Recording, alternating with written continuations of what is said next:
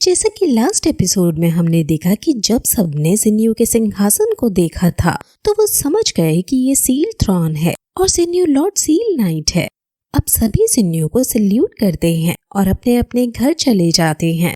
हाओशेन इस लड़ाई में ज्यादा कुछ कंट्रीब्यूशन नहीं कर पाया था और वो डेमन वुल्फ से हार गया था, इसलिए उसे बहुत ज्यादा गुस्सा आ रहा था और वो खुद को स्ट्रॉन्ग बनाने के लिए गुस्से में प्रैक्टिस किए जा रहा था।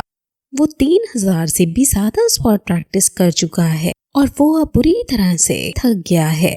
ज़िन्यू इसे देख रहा है और अब उसकी मॉम ज़िन्यू के पास आती है और पूछती है कि क्या आनंदा तुम्हें ढूंढ रहा है। ज़िन्यू कहता है कि मेरी थ्रॉन ऑफ सील अपने आप एक्टिवेट हो गई थी, जिस वजह से वो अब मुझे जल्दी ढूंढ लेगा। वुल्फ डेमन ओडिन सिटी पर अपना कब्जा जमाने आए थे, लेकिन उन्हें इस शहर के बारे में कुछ नहीं पता था, इसलिए शायद उन्हें किसी ने भेजा ही था और इसके पीछे बहुत बड़ा कोई षड्यंत्र ही छुपा है और मुझे इसको खोज करने अब जाना ही होगा। ये सब सुनकर मॉम डर जाती है और ज़िन्यू को गले से लगा लेती है, क्योंकि इतने सालों बाद वो एक फैमिली की तरह यूनाइट हुए थे, लेकिन अब उनकी किस्मत उन्हें फिर से अलग अलग कर रही है। ज़िन्यू कहता है कि हाओशेन मेरे साथ नहीं आ सकता क्योंकि इसमें बहुत ज्यादा खतरा है, उसके लिए मैं कुछ और अरेंज करके जाऊंगा। मॉम खुद को संभालती है और ज़िन्यू को हाओशेन से बात करने की सलाह देती है, क्योंकि वो जब से आया है तब से प्रैक्टिस ही किए जा रहा है। ज़िन्यू हाओशेन के पास जाता है और उसे रोकता है और उससे पूछता है कि क्या तुम अभी भी वही सोच रहे हो जो अभी अभी हुआ। मैंने तुम्हारे लिए नाइट श्राइन से बात की है और वो कुछ आदमी ओडिन सिटी की मरम्मत के लिए भेज देंगे, लेकिन जो इस लड़ाई में मर गए हैं वो वापस नहीं आ सकते।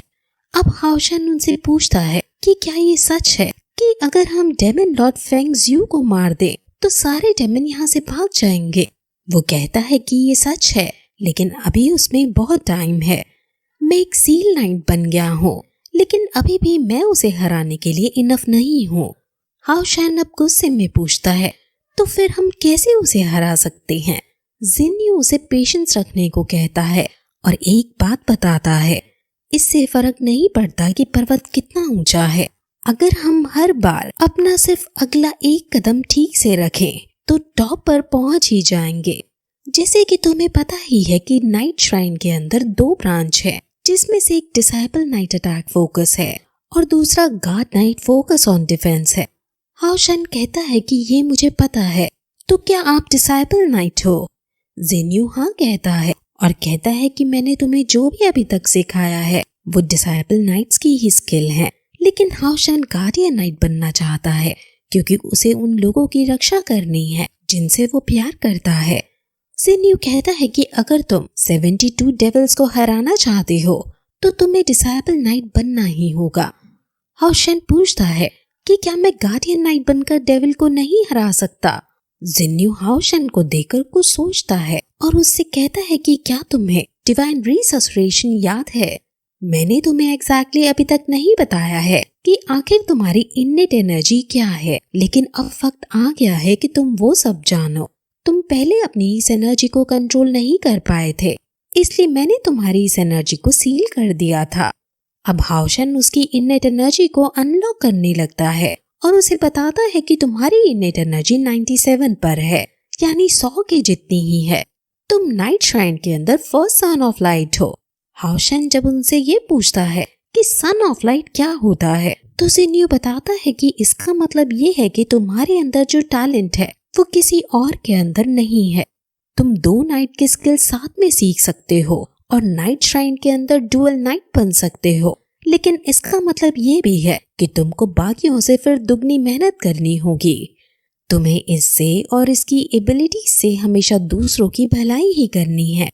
हाओशेन ये सब सुनकर अपने रिससरेशन वाले दिन को याद करता है कि कैसे एक फॉग ने उससे कुछ बातें कही थी। वो कहता है कि अभी भी काफी चीजें हैं जो मेरी समझ में नहीं आई हैं, लेकिन मुझे इस बात की खुशी है कि आप सील ऑफ नाइट है और आप मुझे ट्रेन कर रहे हो। इस मेरे प्यारे शहर को जहाँ मैं खेला कूदा था वो अब तबाह हो चुका है और अब मैं बस यही चाहता हूँ कि ये सब खत्म हो जाए और फिर यही एपिसोड खत्म हो जाता है।